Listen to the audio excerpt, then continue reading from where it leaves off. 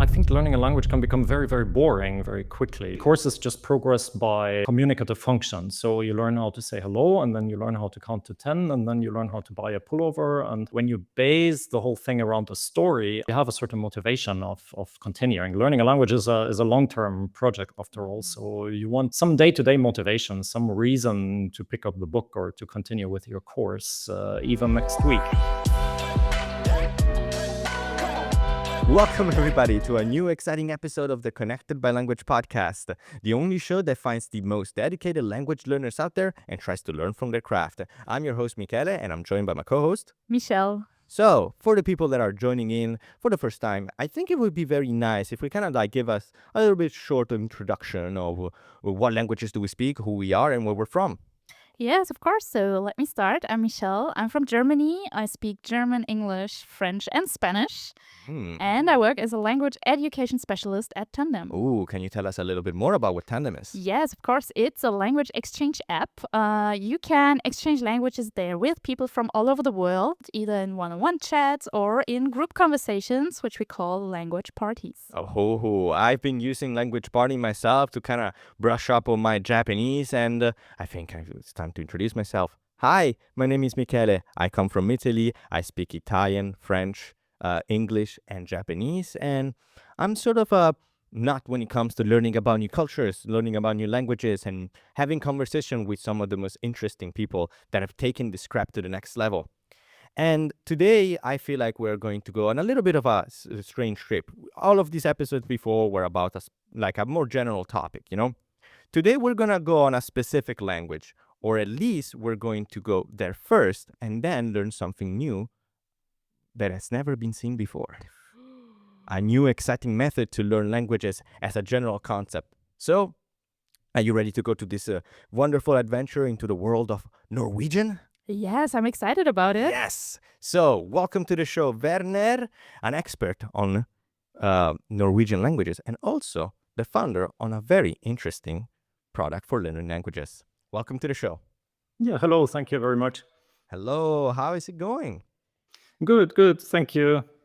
All right. That's fantastic to hear. So, maybe for the people that are not as familiar with your work, can you give us a little bit of your personal journey and what you're all about? Yeah, well, my name is Werner. I come from Bavaria. That's in the southeast of Germany. And I also speak a couple of languages like English, German, French, Czech, and Norwegian. And my work is making language courses that are based on stories, either as textbooks, like printed textbooks, old-fashioned paper, dead trees, but also as online video courses. You have a quite impressive portfolio of languages, like you said, French, you have done Czech, you have done Norwegian. So what made Norwegian as a language stand out from all of the different languages that you could have started learning? Well, to me, it feels a little bit like Norwegian is the most exotic one in terms of culture because, I learned English and French at school, and I learned Czech because I grew up very close to the Czech Republic. My hometown is just 4 kilometers from the border to the Czech Republic. So learning Czech was more of a somewhat practical decision, whereas learning Norwegian was the country where I went on holidays with my parents, so there was a little bit of longing for it. And then through several coincidences, I had the opportunity to study in Tromsø. That's actually the northernmost university in the world. And it's a bit odd, right? But that's very interesting. And I, of course, wanted to grab this opportunity and had to learn Norwegian really, really well for this. And so that's how this came. It also sounds like you started quite early when you said you grew up close to the Czech border, only 4 kilometers away. Do you remember at which time you started learning languages? Well, English was at age 10 or 11. That was compulsory at school. French was 2 years later, also compulsory. Not really compulsory. I could have chosen Latin, but I preferred French. So yeah, you had a good choice here. Yeah, exactly, right. And Czech, I think I started learning Czech when I was around 16, something like that. Norwegian, I played around a little bit with it about at the same time, I would say. So maybe when I was 17, I was a little bit interested in it, but I didn't really learn it seriously. And I started learning it seriously when I knew that I would go to Tromsø and that I would have to study in Norwegian. Then I made a real effort to learn the language as fluently as possible. Okay, that's interesting because like since you were already kind of like laser focused on knowing Norwegian, like technically from your experience, like what makes Norwegian easier to pick up for you compared to like other languages that maybe you've dabbled in, or maybe if you have something that actually makes it tricky for people to pick it up in the first place? Well, if you speak English and on top of it German, then Norwegian is really an easy language to get started because it's also a Germanic language. So you will recognize a lot of the grammar, a lot of the vocabulary, the structure of the language is very, very similar. Many new words you will recognize. It's not like learning Czech, that was completely different. At the beginning, I was just totally confused. I saw Czech sentences and I was like, I don't recognize anything. I just see random letters here. But that was much easier with Norwegian. So for English speakers, definitely an advantage. If you speak another Germanic language like German or Dutch, then getting started is really easy in Norwegian. Of course, if you want to get fluent, then it's not just enough to recognize words or to recognize grammatical structures. You also need to be able to apply them actively. So then this advantage somehow vanishes to a certain degree. But still, I think it's relatively easy to get started. What makes Norwegian tricky is, I would say, three things. Firstly, Norwegian has two variations of the written language. It's very odd. It's a very odd historical fact. Secondly, Norwegian doesn't have a spoken standard, so everybody uses a dialect. And there is some, unfortunately, there is some variation between these dialects that can make it difficult for a foreigner to understand them, to pick them up. And also, well, you have to choose a dialect. You have to start somewhere, right? The third thing is that Norwegian is a very vowel-rich language, and that makes it difficult for listening comprehension. So when somebody mumbles a little bit or speaks a bit fast, it's really tricky to pick it up. So it does have a few tricky things also in the language. Yeah, it must be extremely crazy having so many different variations on like it sounds kind of like scary, I would say, the fact that you can go to like a listening exercise and you don't even know what accent is going to come out of it, because since there's no like there's no Queen British English version of Norwegian or the romantic version of or sorry, the Renaissance version of Italian, like you can't, it's unreliable. So yes, unfortunately that is a problem in reality. When people want to take a language exam in Norwegian, for example, then it happens that they get an announcement in a dialect that is not so familiar to them, and that can be a bit weird. And for me also, I mean, what most language learners do is they start with the dialect of Oslo. So I had started that also, and then I lived 1,500 kilometers north of Oslo, where people have a completely different dialect, and I was surrounded by this dialect, and there was nobody who spoke the way that I was used to. So I had to shift my dialect eventually and get used to that. Yeah. And whenever somebody says about like a language being very easy to pick up or like that has similarities with our languages, one thing that we always really like to ask, if they exist, of course, is false friends. Do you think that Norwegian has a lot of false friends that kind of confuse people from Germanic roots, or is it something like pretty straightforward, all things considered? No, there are false friends. That is, I mean, I wouldn't say it's a huge problem, but it's true that there are a couple of words where you're like, oh, I know this word from German, I know this word from English, and then you realize it means something completely different. So that does happen. Yeah. And did you have like an example of them, or? Yeah, there is, for example, when you say bløt, in Norwegian, that means soft, but in German, it means stupid. Yeah. So, Okay, we already knocked one very, very major one. Yeah. Or you have fløte means cream, like the cream that you put in the coffee, and in German, it means flute. For English speakers, one of the most famous ones is fart, which in Norwegian means speed, or could also mean distance of Yeah. that you traveled. I've heard of that one, like a fart being for distance. Yeah, Because also yeah, used in so- trains, if I remember correctly, or maybe I'm just wrong. Like if for long Mm. distance train, they use the farts as well. I think not so much on trains. On ships, you would use On it. You would ships, use it on okay. the speed, like with that you say, like sakte fart. It means like low speed. So you would have signs, for example, that tell you that you cannot go very fast somewhere. Okay, okay, I get it. And what does that mean in was it in I mean, in English, we all know what fart means. What am Yeah. I saying? We all know what that means, right? Right? Super right here. Yeah. So let's maybe dig a bit more into the details of the three kind of areas of problems or challenges that you identified. One of them you said are the two scripts. So Yeah. the two official scripts, how do you advise learners to approach the differences here? Well, fortunately, I mean, maybe just for the people who are not so super familiar with it, we could make one podcast episode just about these two scripts, but Oh, boy. I think that would be a little bit. I'll try to make it very condensed. The problem here historically was that Norway was part of Denmark until the 19th century.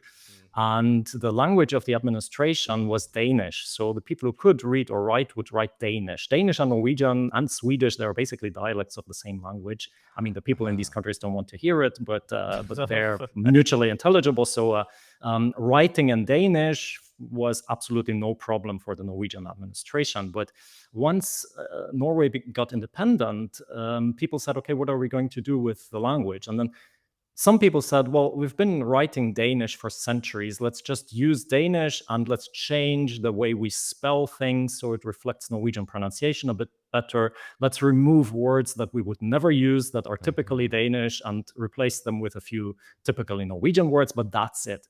And then there were other people who were more radical and said, no, we want to go back to what the language looked like before Norway became part of Denmark, and we want to recreate the original Norwegian language. And there was a linguist who traveled the fjords of West Norway, and he listened to people, and of this he compiled a written language that he thought was the original Norwegian language. It was not, but he thought of it. And these two versions of the language became official at the end of the 19th century. So a huge mess. On top of that, the Norwegian parliament, once having realized that this was maybe a mistake, they tried to make these or to get these two forms a bit closer to each other throughout the 20th century. So they made orthographical reforms. So every 20 years or so, there were spelling reforms. So it's really, really difficult to read. When you read a Norwegian book that is 100 years old or 120 years old, it looks very, very odd, regardless of which of the two language versions it was written in. Anyway, this project was given up. Norway just somehow found itself into that messy situation. So today we have these two language variations, Bokmål, which comes from Danish, and Nynorsk, which is the supposedly ancient Norwegian. Weirdly enough, Nynorsk, it means new Norwegian. Like, why new Norwegian should be called old Norwegian? But anyway, that doesn't make much sense. But fortunately, nowadays, 90% of Norwegians use Bokmål. So that's the variation that comes from Danish. So therefore, it's very, very logical if you are learning Norwegian, start with Bokmål, unless you know that you're going to move to a place where people use mostly Nynorsk, then it doesn't really make sense to start learning Nynorsk. It makes sense to start learning a little bit of Nynorsk on top of your Bokmål studies once you have reached, say B1 level, A2 plus, something like that. Because Nynorsk helps you with two things. Firstly, you cannot really avoid it 100% because you will just encounter texts that are in Nynorsk. You will, like on newspapers, books, government websites, the government is forced to publish a certain portion of their texts in Nynorsk. So you cannot really avoid it. On top of it, it helps you to understand some Norwegian dialects better. So some passive understanding of Nynorsk is good, but I have to admit I would also not be able to write something in Nynorsk. I can only write Bokmål. Exactly. That's kind of like one thing that I want to kind of expand on. Like, let's say that it's someone that has been just arrived in Oslo, or like has been just in Norway for very little. What are some like signs that would immediately tell which of the two writing systems is used? Like, are there like massive differences, or is it just like subtle No. ones? It's quite subtle. For example, the word Norway in itself, like in Bokmål, it's Norge, and in Nynorsk, it's Norek. So it's just like two letters flipped. Or with the Okay. article, like the non-definite article for the masculine, it's en in Bokmål, and it's ein, like with the letter I in the middle. In Nynorsk. So, but then you have to know. You basically have to know. It's not like there are letters that don't exist in one or the other. You basically would really have to know that a specific text is Nynorsk and not Bokmål. Okay. So it's not like a different type, because I was expecting, oh, where are these gonna be two different type of scripts or something, like completely different alphabets, completely different. But I guess they're not. They're like very similar. It's just some words They change. are quite similar. Well, I mean, not that super similar. So due to the historical roots, Danish is closer to Bokmål than Bokmål is to Nynorsk. So that's a bit weird. Okay. But sometimes, like when you read a Danish text, you need maybe two sentences or two or three lines sometimes to understand, oh, that's Danish and it's not Bokmål. But it's also not that far. Like Nynorsk is not that far away that you're like completely lost and you're like, oh my god, I have no clue what that is. So still the same language, but different words then. Yeah. It's maybe a little bit like, say someone in Germany had tried to make a second official language out of some German dialect. And you're like, yeah, I can read that somehow, and sometimes there's a word I don't understand, and sometimes I'm like, why does she spell it like this? It doesn't make any sense. But more or less, you understand everything still. Okay. Okay. And about the dialects, actually, now that you mentioned them, how would you advise someone to deal with them? Like, also, I think one of the tips that you mentioned also applies to that one, that if you know into which region you're going to move or you're having your vacation, then you can like learn that dialect. But otherwise, how would you do it? Yeah, definitely. So if you know where you're going, you might focus on the dialect from that region from the beginning. So, for example, find a teacher from that region, because that's just the way that makes most sense. Otherwise, what most Norwegian courses, including my courses, do is that you start with Oslo dialect, and that's a bit of pragmatic solution, simply because, firstly, the region around Oslo is probably has the biggest number of Norwegian speakers. So it's probably the biggest dialect group in Norway. So it's just like somehow a good shot if you don't know anything else. Also, it's the most international region in Norway. So that's where most of the jobs are. People who are immigrants into Norway have a high probability of going there. Also, the Oslo dialect is very close to Bokmål, relatively close to Bokmål. So that makes it a bit easier. Of course, if you're learning a dialect that is really far from the written language, then that's an extra challenge. So basically, that's what most people do. They just start with Oslo dialect.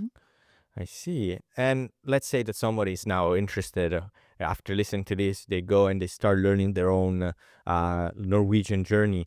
And I want to ask you, what's like one mistake that often newcomers and learners of Norwegian make, and what's the best way to avoid them? Well, I would say the biggest mistake people make, not just learning Norwegian probably, but many languages, they don't focus on pronunciation early on. They don't try to get a solid foundation of the pronunciation. Once you have that, everything becomes quite easy. The listening comprehension is easier. It's easier to speak because you feel that you have a certain mastery of the language, of the sound system. So that is something that I would do early on, to really try to get all the Norwegian sounds right, to just sound natural, actually. And for that, you just have to practice the sounds that the language has. And once you got them right, then really that's an achievement for a lifetime, you might say. It's just going to stay with you. And you can make progress very fast because when you're learning vocabulary, there is really no shortcut. You cannot hack yourself to fluency. It just doesn't work. Our brain is limited. How many new words we can have every day, that's somehow limited. But having a solid pronunciation is something you can acquire in maybe a couple of weeks. Oh, okay. That's a lot faster than I thought. And do you know some specific techniques or like tips and tricks to help the people acquire those sound skills faster or more efficiently? Basically, when it comes really down to learning the sounds, I would say the most important thing is that you find somebody who tells you what exactly you have to do. Mm. Very often people say, try to listen to the sound and try to reproduce it. That might work somehow, but still very often you might just be a little off because your ears are not used to these sounds. So you might pick them up in a wrong way or in an odd way. And then you have like this thing that always is a little bit off when you're speaking Norwegian. So you should get somebody who really knows what you have to do, what you have to practice, where to put your lips, where to put your tongue, whether that sound is long or short or whatever. Like really these technical details. And actually, I didn't learn that from Norwegian. I learned it more from Czech, because when I was learning Czech, there was a sound in the Czech language that I couldn't produce, and eventually I went to a speech therapist, because all the Czech teachers had told me, well, you can't learn it, then you can't learn it. That's just the reality, and you have to give up on that. And the speech therapist said, no, why wouldn't you learn it? I can show you how to do it. And Very like completely off the like 100. Yeah, like completely flipped upside down. yeah, very, very odd. So I just did what she told me, and I practiced that. And after a couple of weeks, I could produce this sound. And this is something that I'm always thinking about whenever I'm producing materials for learning languages. That when people say, "Oh, it's difficult and you cannot really learn that. You have to learn that from childhood," and I'm like, no, you just need somebody who tells you what you have to do. So I try to really break that down in videos, for example, when I teach or when I make materials. That you really check, okay, what exactly do I have to do to practice the sound, and then eventually you will get it right, and it will sound natural. Yeah, and it's not as easy as it sounds to know how to describe a sound, because I had something similar experience when I had to kind of teach a specific part of Italian to some friends of mine that were from the Balkan region. Like a lot of people from the Balkan have very good pronunciation of vowels, and they can replicate most like even foreign sounding sounds, except the concept of differentiating between the double consonant and single consonant. So Oh, yeah. like I was like, oh yeah, you just put a harder T's like dato e dato or something like that. Like, but it's very difficult, like, because not everybody can understand the sort of rules as easily as somebody that has been talking for their entire time. And some people may have very good ability to learn a language after knowing these sort of very basic elements, but somebody has to give them a sort of like way to make them understand, which is extremely hard. It's extremely hard. So anybody that can actually teach them sound is very good. And it's like kudos to them, because I tried it very hard. I give up. I'm not upset. I'm not made for this. But Well, sometimes you also need a lot of patience. I mean, you can't force it. So some sounds are difficult, and you have to practice them again and again and again. But at some point, you will get there. It's Yeah. mm. And it's quite interesting because in the modern times, now it's become clear that pronunciation is really important, but teachers are not really prepared for it yet. So if you're learning in a class and with a teacher, even teachers need a lot of training to be able to transfer the knowledge to the students, because in the past it has just been ignored. Like it was always there. It was vocabulary, grammar, and then reading, writing, speaking, and listening, but not pronunciation in itself as a focus. And that's still fairly new. So it's a skill that also the teachers have to learn. I never thought about it that way. Yeah. Maybe is there like a reason why they were always ignoring pronunciation, or? I don't know the exact reason, but I mean, it keeps developing further all the time, the theory of like teaching languages, foreign languages. So that's just something they have learned recently. Because it's funny, because whenever like I always talk to people about, oh, you should try learning a new language. Have you tried learning language? The first thing that they always ask is like, oh, it's scary because the pronunciation is different.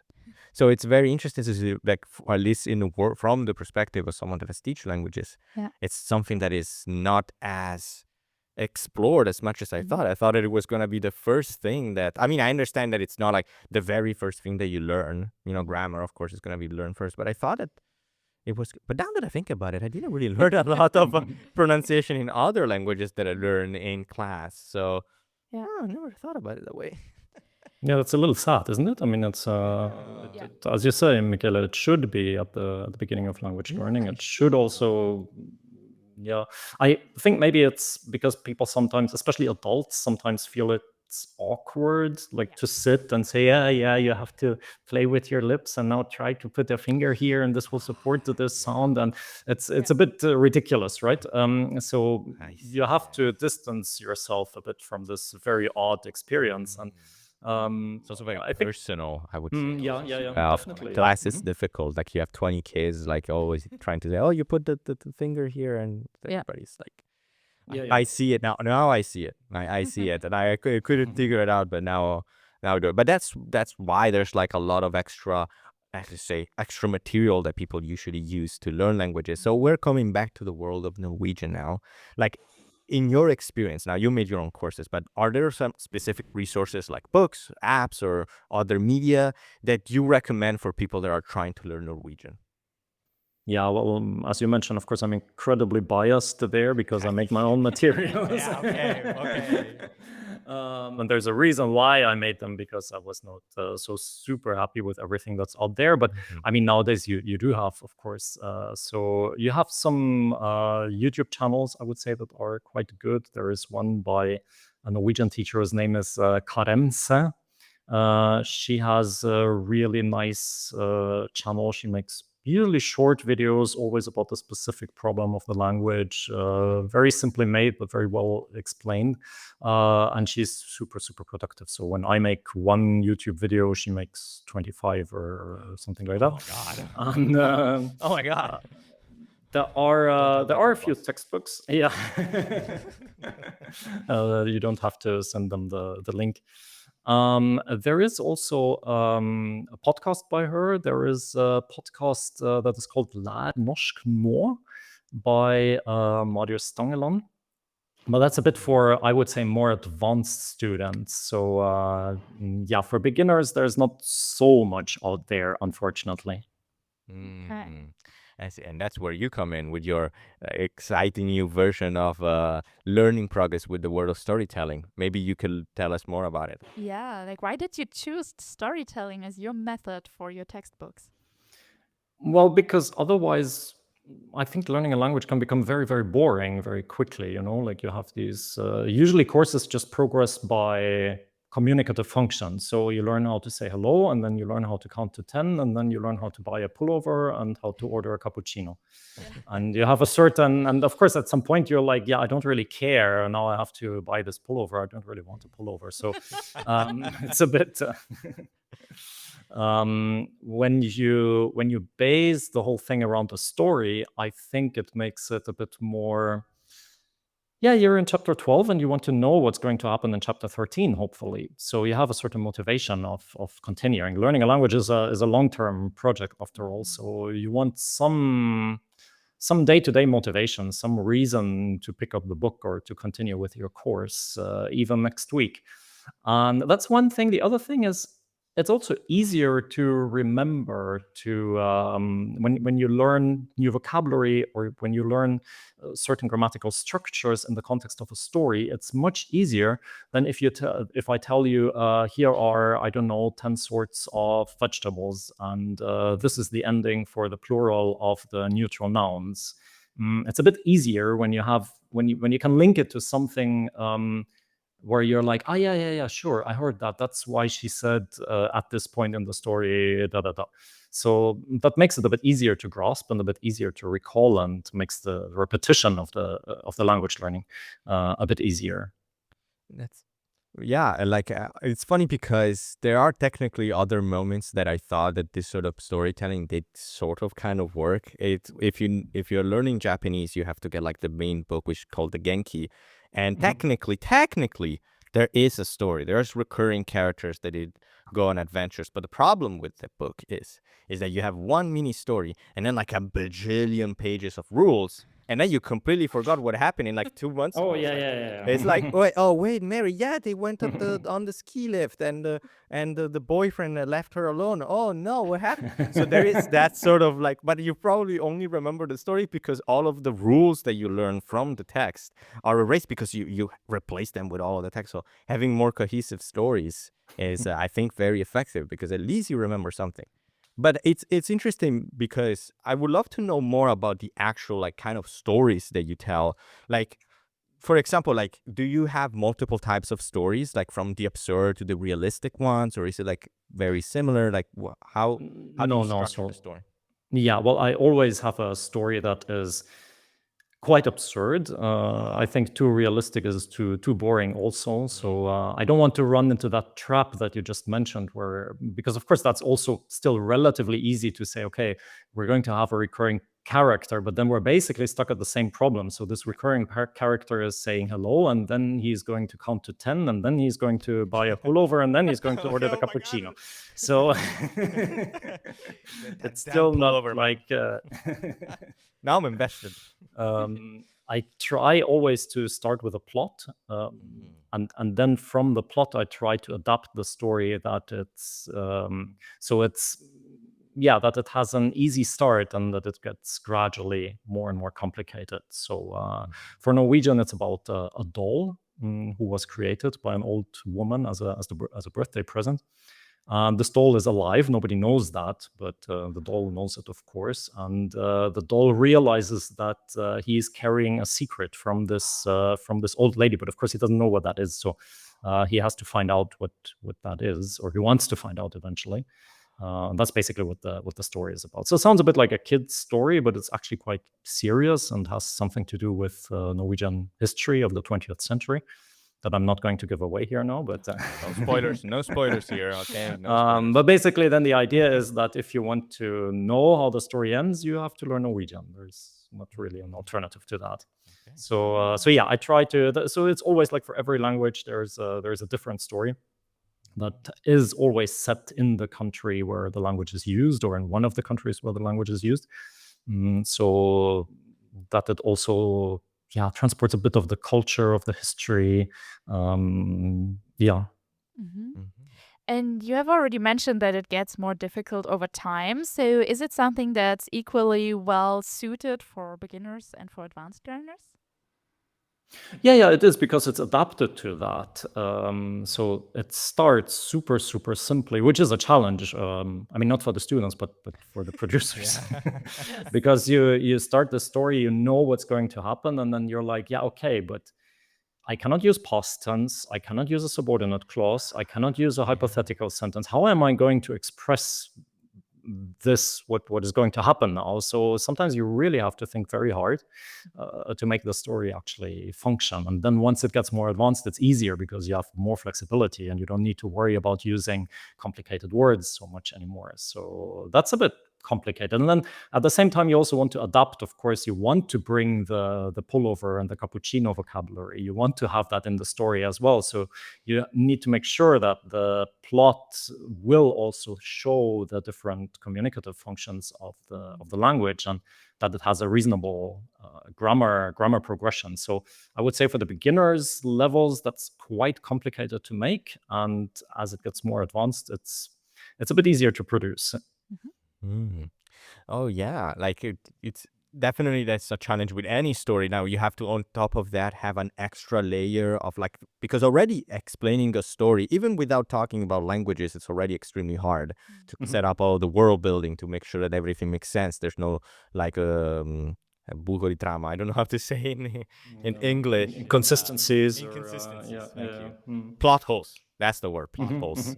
Like, and then now you also have to gradually change the language and the rules, because also what happens when you accidentally make the jump too fast? Like maybe like on chapter 5 it's like A1 level, and then boom, on chapter 6 is like C1 level, and you don't Yeah, exactly. Yeah. So you have to be a little bit careful.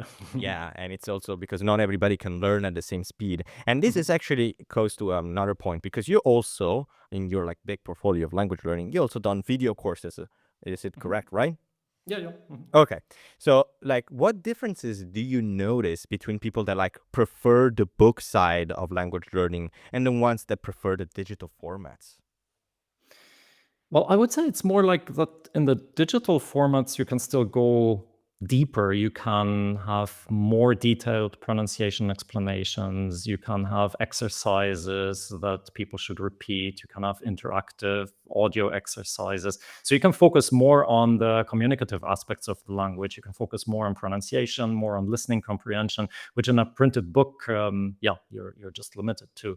So many people who use my materials, I would say there are actually many who use both, who have like the book to take with them, when they're traveling on the train or sitting at the beach or whatever, and they have the course to like do some deep dive study.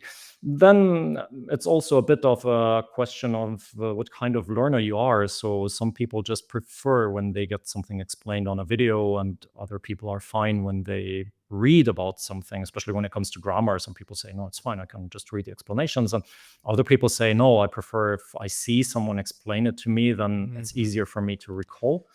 So that's a bit of a personal choice, I would say. Yeah, it's the great thing about nowadays about learning languages is you have so many different options. It's like they're so versatile. You can, if you want to go the old style, nobody's stopping you except maybe like a price on the books. I don't know how expensive the books are. I haven't checked in a while, but I have to check the local library for that. But in general, like you have all of the different methods, because some people just want to go on an app like Tandem and just talk to natives directly without like caring too much about the actual structure of the language, and they kind of want to learn it through example or just talking directly with someone. So it's always nice the ability to choose what path you want to go to, and it's just great to see. Yeah, it would be super interesting also to hear from you what lesson you've learned trying to adapt to different formats. You mean trying to adapt to one's printed format and Yeah. Yeah. Well, in the printed format, you have to limit yourself much more. You have to think more of like, how can you convey a certain message. And in the digital format, you're more flexible. You can say, oh, let me put an audio file on top of that because that makes it easier, or let me do an interactive exercise for this, and then people will recall it in an easier way. In the printed book, you have only the option of doing what fits on paper. So you have to also be more careful with the layout. It's a bit of a mess to actually make it work. So you're restricted simply by the format of the book. So I would say it's a bit more limiting in the book. Then on the other hand, it's very nice, like to have many people say that they like to have a book that is physical, that they can touch, where they can feel how much they have already learned. They can feel like, oh, I'm already like 1 centimeter in the book. The new way of expressing how much you have learned the language. Exactly. 1 centimeters. Yeah. So actually, we have you have met Tandem or got to know Tandem on a fair called Expo Lingua. And you discovered it there. What drew you to it as a platform? So this is more the digital version now of We're language. gonna focus on the digital side now. Like now, for the people that are just in the audio version, we're going full on digital now. Sorry, book lovers, but this one's for the digital. Exactly. Well, I'm going back to answer that. I'm actually going back to the analog world because. Sorry, guys. Welcome back. Sorry, guys. Welcome back. When I learned Norwegian 100 years ago, there were not many options to learn the language. So there was, in the city where I was living, there was no Norwegian course. There was like one book that they sold in the bookstore, and that was it. And the only way to actually go further for me was tandem. So there were students from Norway there, like it was a real world tandem. So we would meet, and half an hour we would speak German, half an hour we would speak Norwegian. And I learned a lot from that because, of course, self-study can only get you so far. So when I heard about the app of Tandem, I was like, "Oh my god, that's amazing! Now you can just find someone online." Of course, it makes it much easier. Back then, you had to. I don't even know how I found the student that I then eventually practiced with. I think I just put a notice somewhere at the canteen, or I don't remember. Anywhere now, you can just download the app and you can find somebody who you can practice Spanish with, or French with, or whatever you're going to learn. So I think that's quite an amazing concept. Uh-huh. And how have you then like used it in your personal learning, or have you also used it for teaching? Well, I run a couple of language parties together with you guys. So they were usually in the format of a Q&A, so people could just ask me any questions they had about learning Norwegian, what I suggest, certain grammatical problems, or certain strategies for learning, whatever they had on their mind. So I have used it a bit for this field. And at the same time, I've tried to use it. I have to say, I haven't come very far with it. I tried to find somebody who can speak Bosnian to me, like in the real world. So you have this amazing feature I think it's in the Pro version, where you can say, I want to find somebody who is close to me. So it's possible even to meet in real life. Unfortunately, it's a bit of a niche language, so I haven't managed yet to find somebody who would meet with me consistently. But that's a bit of a small personal project I have, and every once in a while I check again to see if maybe somebody has come up who is willing to do an exchange between Bosnian and German or any other language I speak. Tandem community is growing every day, so it's always nice to go back and see if some new learners are always popping up. So I just say be courageous and like it will come. Just so don't you worry. I just have to try again. But coming back to the language parties, like in your perspective, what makes the language party, at least in the system, like such a effective way to practice languages? Like, I think one aspect of language learning that's a bit overlooked is when you're at this level where you can speak a little bit, but you're not fluent yet, you will have a hard time communicating with native speakers. And it can be actually quite rewarding to talk to other people who are learning a language. So in a language party, I can go and I can meet other people who learn the language and who are maybe a little bit better than me, but not super advanced or not fluent native speakers. Because for native speakers, it's always a bit difficult also to adapt their language to somebody who is at A2 level or B1 level or something. Some people are good at that, usually those who have learned languages themselves, but some people really struggle with that. And then it's hard and it's very frustrating for a language learner. So I think this is really cool that you can just log in. You can see, oh, there's a party maybe about the topic also that I'm interested in, ideally. And then you can just practice. And that's really, really valuable. Yeah. So maybe to give a bit of a background for those who don't know language parties and are asking themselves like, why are they talking about partying all the time? oh, I love to party. I could go for a language party. So it's basically audio rooms, and you have a speaker section and a listener section, and you always have a host who decides what's the topic and the languages you're talking in. And then, Werner, for example, has these Q&A sessions where he's the host. You can be one of the listeners, and whenever you have a question for Werner, you can just raise your hand. You can come up to the speaker section, and you can ask your question. And you can talk to each other as well, to everybody else who's in the speaker section. And then for the listeners, it's a bit like a live podcast. So what you are all doing here, you could also do in the app, in the language parties. Just listen to people speaking.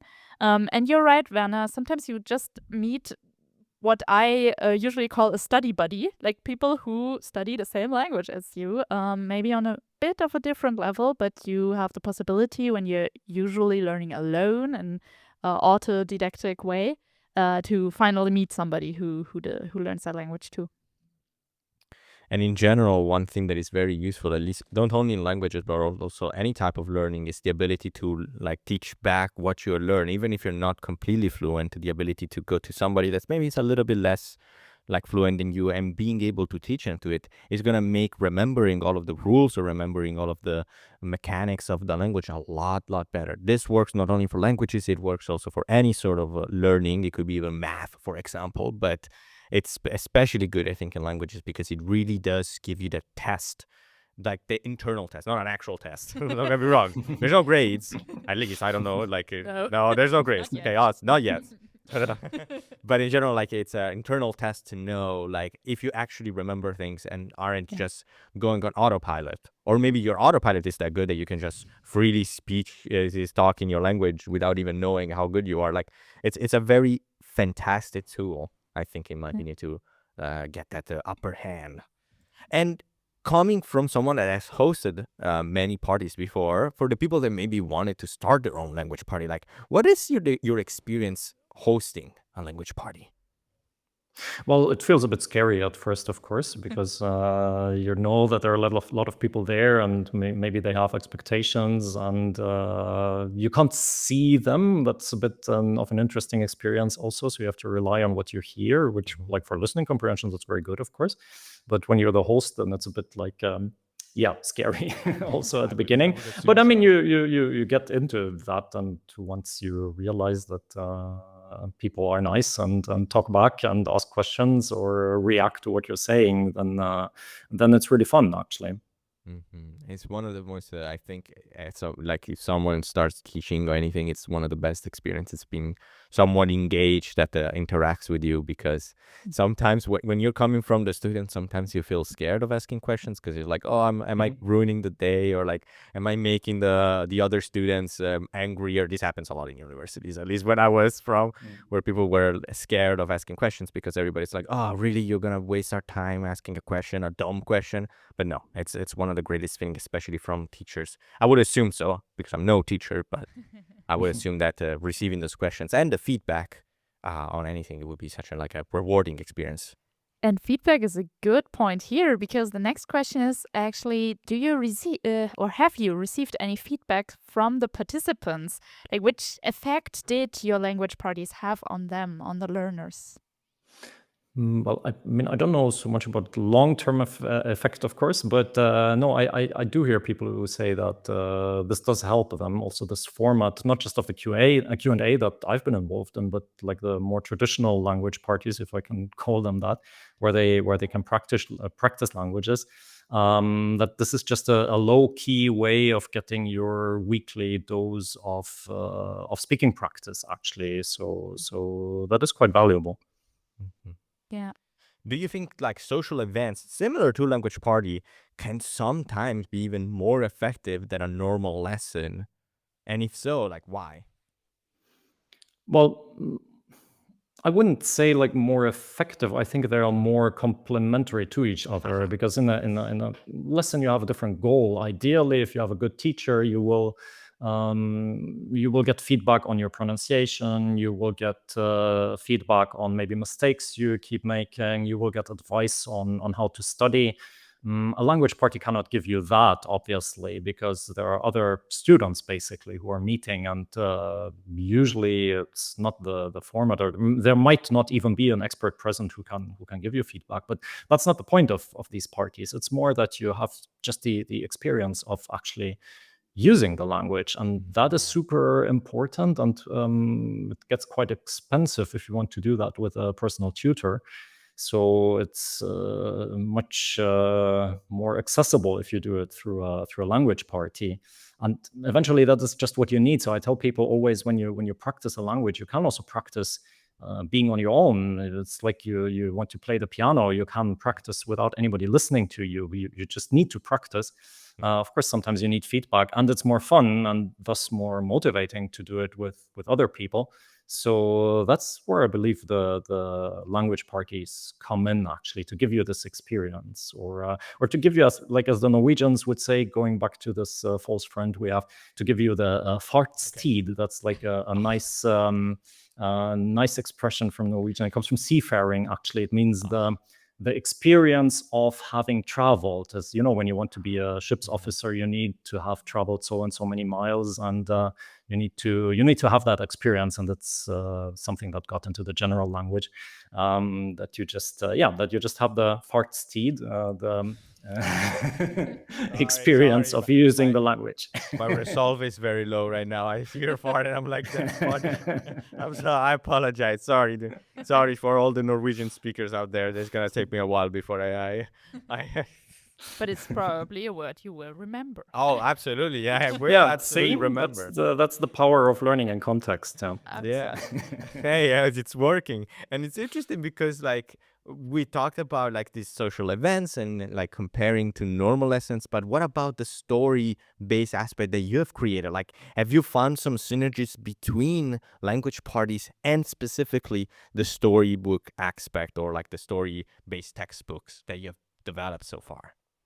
Well, the courses cannot give you this the speaking experience. So this is something that you have to get from somewhere else. So again, I encourage people to practice on their own. I tell them you can talk to your teddy bear. That's actually very effective. He's not going to judge you, but he's also not going to He's not gonna give you reply to feedback. you and not give you feedback. Exactly. So that's a bit of a disadvantage. So once you're ready to actually use the language with somebody else, then I think that's very often the next step. And also for many people, I mean, that's also an aspect of language learning that is overlooked very often.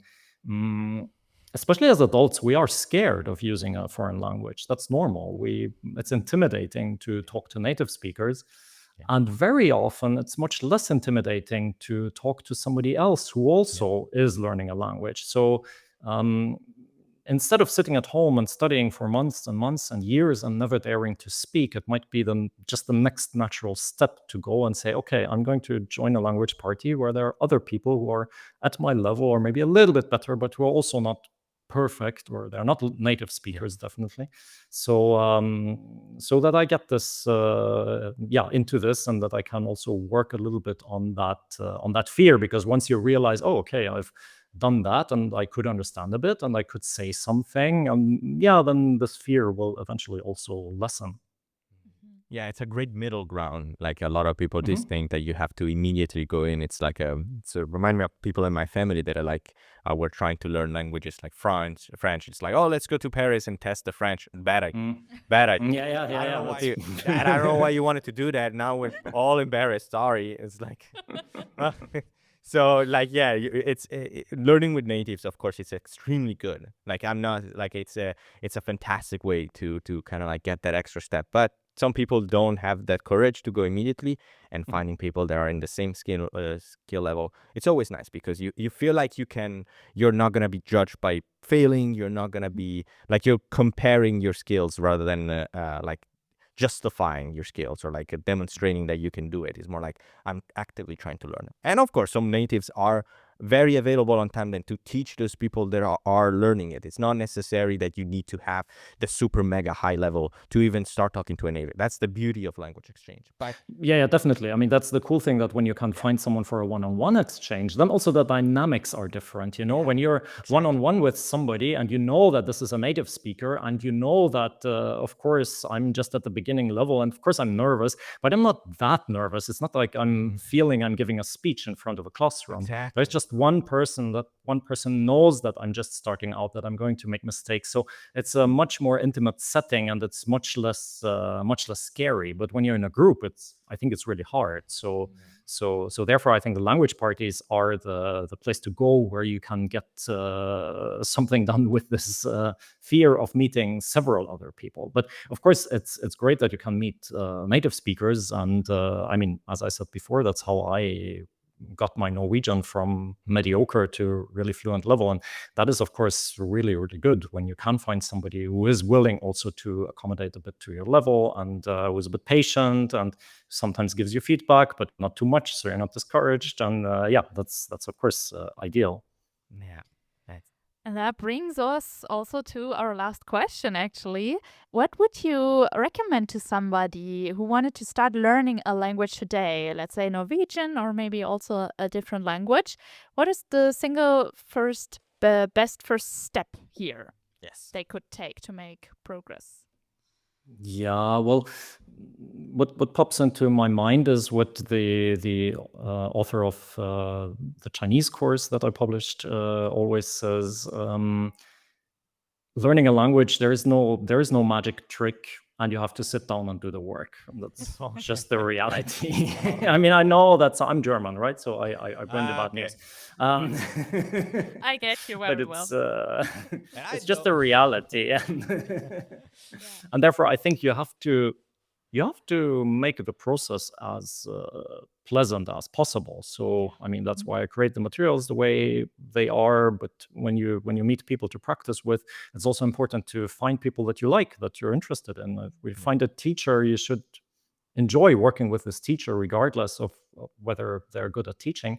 But on top of it, it should be something that you're looking forward to, because you're going to spend some time with that. And then from a strategic level, I would say, I'm repeating myself, but it's still the pronunciation. Like, get the pronunciation decent. It doesn't have to be perfect. It will never be completely perfect, and it doesn't have to be. But get a solid foundation of the pronunciation as early as possible. This is going to help you a lot. Yeah. Yeah. And so I wanted to have a little bit of a point with the part of looking forward to things when you taking on as a language, making the experience something that you look forward to. I know it sounds very silly, but it's something that I know a lot of people are struggling with, because some people feel like, oh, learning a language is difficult, therefore I'm gonna just like bash myself until I learn it. And that's something that it doesn't help, because it actively makes you not want to learn the language, and it almost makes it sound like you're learning it out of spite rather than actually enjoying what learning. Like, language, like any other skill or hobby, or even if you're doing it for work, is an experience that can and has to give yourself some sort of like joy. Yeah. It's a real joy. It is not Definitely, yeah. you're not in school, at least for the people that are not doing it for school anymore. Like, it is something that you can make your own. You're not forced to abide by so many different like outdated rules. Yeah, there are some elements that you can some objective that you have to cover, but the way that you go for those objectives is completely up to you. And that's, I think, the most important part. With the environment that you're in, the people that you're sharing these experiences with, the exercises that you're doing, all of them must bring joy.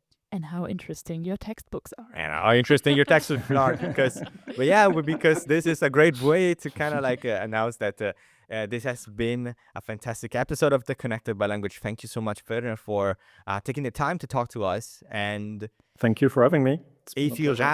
If you have a specific project, or like want to kind of like shout out your work, this is the perfect time to do it. Where can people learn more about your wonderful doll-based story questions? Well, they can learn more about it on my website, skapago.eu. I guess maybe you can put a link to it in the description of this podcast. Those who watch the episode, they can also see Niels, the main character, sitting behind me here with a red hat. Those who are listening will have to look him up on the website. And I'm actually right now producing a new story about him, like a side story that doesn't have to do so much with the main textbook and video course. It's more like a reader for people at A2 level who are a bit tired of always having to use the same text. So so that's hopefully coming out in a few months, and people will have a little bit of more materials for reviewing their Norwegian. And what's interesting maybe too for everybody who's not only learning Norwegian, because there are several languages that you publish with Skapago, so maybe you can just mention them here in case somebody wants to learn a different language with your textbooks. Yeah, so up to now I've published materials for German, for Swedish, and for Chinese. And I'm also working on Danish right now. Oh, wow. That's yeah. It's a whole bouquet of languages.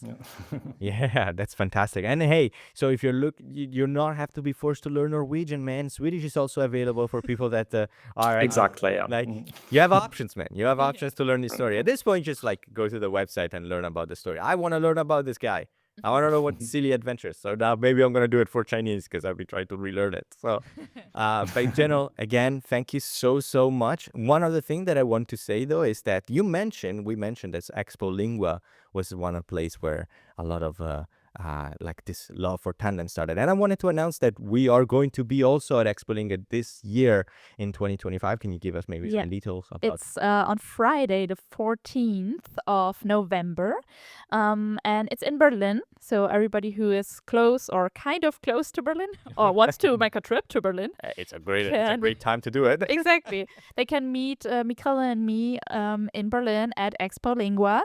We have a tandem meetup there. So this will start in the afternoon and will finish in the evening. And you can meet up to exchange languages with people from all over the world or just to meet us and ask us any questions. Yeah, and it's going to be a fantastic time. But with that, I feel like it's about time to say thank you guys so much for watching this episode of the Connected by Language podcast. If you like the video, if you like the episode, please give it a like, follow us. And hey, have you learned Norwegian? What's your experience learning Norwegian? Or maybe you want to talk about what's your favorite character from Werner's stories. You can give us in the comments below. We would love to know more. And hey, or this also your favorite language? Also, we would love to know more about it. But again, I've been your host, Michele, and I've been joined by my co-host, Michele. And I guess we'll see you in the next episode. Yeah. Right? I'm so excited to see you all next time. So, bye-bye. Bye.